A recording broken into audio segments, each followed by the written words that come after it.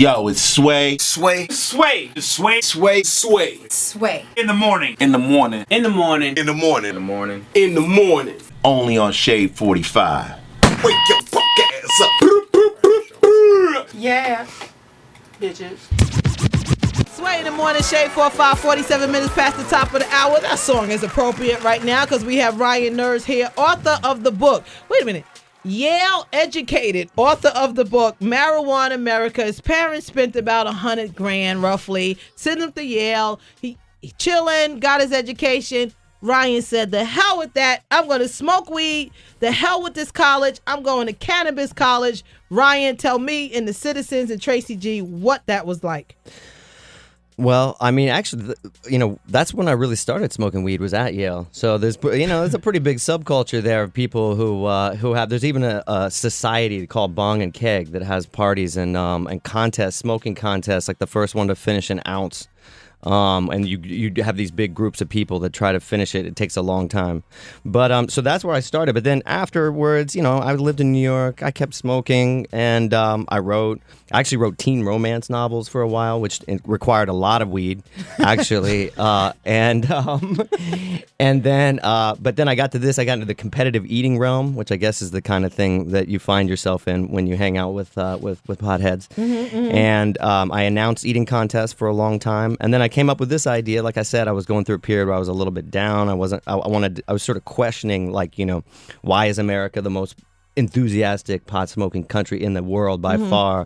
How do we have these 18 states where there's medical marijuana laws, and what's it all about? Like why in America? And so I started exploring all these characters. I went out to Northern California. I met a guy named Buddha Cheese who and I ended up carrying quite a bit of weed across the country.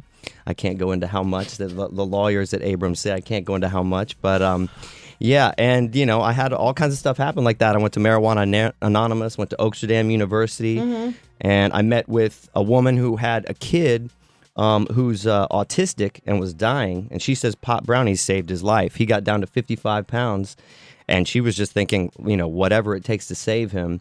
And she gave him pot brownies. He's back up to 110 pounds, and now he's, for the first time, there's been some good side effects where he acknowledges the dog, and he can move to music and things like that. So I met a lot of cool people. Pot brownies saved his life because he started eating, having the munchies. That's right. I mean, he was so severely autistic, he doesn't walk, he doesn't talk, and he just stopped eating. So, yeah, that was one of the characters that I ran into. There's another guy who gets 300 joints a month from the federal government. He's got this rare bone disorder, and there's only 4 people in America who get free weed from the federal government. Wow. And this guy goes out, he's a stockbroker, and while everyone else is smoking cigarettes on lunch, he smokes joints.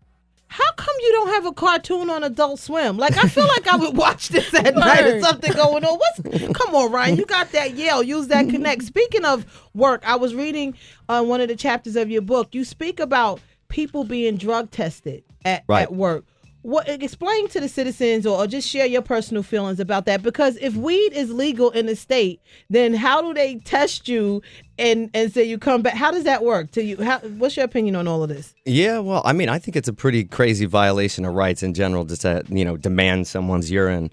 It's a huge business. That's the main thing, I think, is now that these companies that provide this service, and they do it to hundreds of thousands of people. I had a buddy who had to get drug tested, and he got the fake urine. He got the pack. You even have to get the right temperature, because now they test for temperature. Right, for temperature, exactly. And he said he felt like his balls were 110 degrees when he went into that interview. But it worked. You know what I mean? You can use that, and it works. So, I mean, I personally think that that's a violation of rights. I don't think they should do it. I think, we can sit around, drink vodka until we pass out. That's perfectly legal all over the country. And people think it's cool, show up at happy hour with everyone at work. But if you smoke a little weed, you can't have a job. It strikes me as a very odd hypocrisy. What's your relationships like now? You said you broke up with a girlfriend and it started to, it sent you on this quest, basically. Do you have a relationship? Are you in a relationship now? Why, are you going to ask me out? Ooh, daddy. I just want to know, how much do you and your girl smoke? That's what I'm getting to. I see. Oh, okay. Yeah, I have a relationship now. I've been dating a girl. She doesn't actually really smoke that much, but she's cool that I do.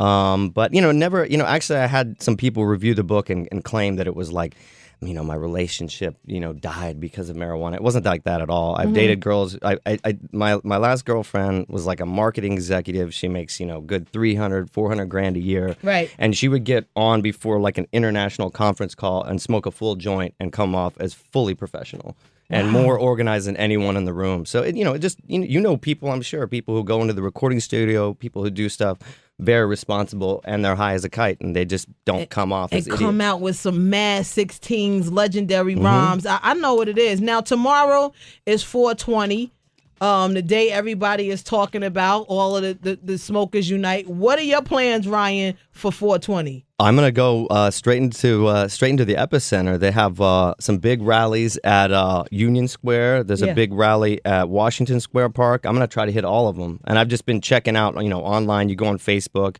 just Google, 420 New York, and I'm gonna try to hit as many of those festivities as I can. I have a buddy coming in from Denver, and we're just gonna hit all of them. You have a favorite strand? I'm just asking. Which one? I do. Big Booty Cheese, actually. Ironically enough, that's one of the reasons I named the character in my book, who's a complete lunatic and one of the most irresponsible human beings I've ever met, but an incredible guy, incredible grower and distributor. But his favorite was Big Booty Cheese, and it's basically like it's a perfect blend hybrid of sativa and indica, so that it's just real mellow and everything's real groovy. And music sounds fantastic. Food tastes great, and it's my favorite one. Best state for marijuana. You traveled all over. Who has the best? California outdoor. It's just, and in fact, I think basically when I talked to some of the dealers, I interviewed a dealer in Brooklyn, my boy, and he spent the whole time sipping scissor and chatting with me about what it's like to deal in Brooklyn. And I said, so where is all the weed coming from here? He said, he thinks a good 60% of it is coming from California. He just has his ship through the U.S. mail.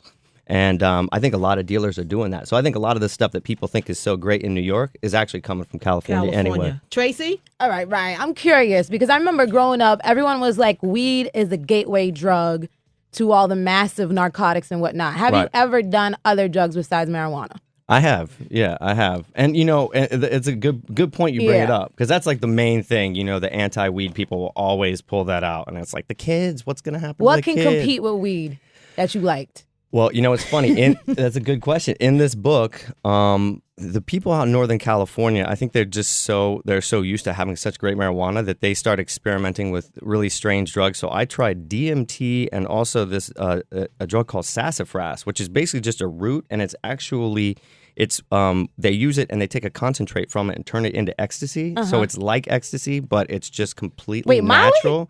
It's like Molly, but it's completely natural. So it comes in the form of like a little twig, and you can just pop it in your drink, and it was perfect.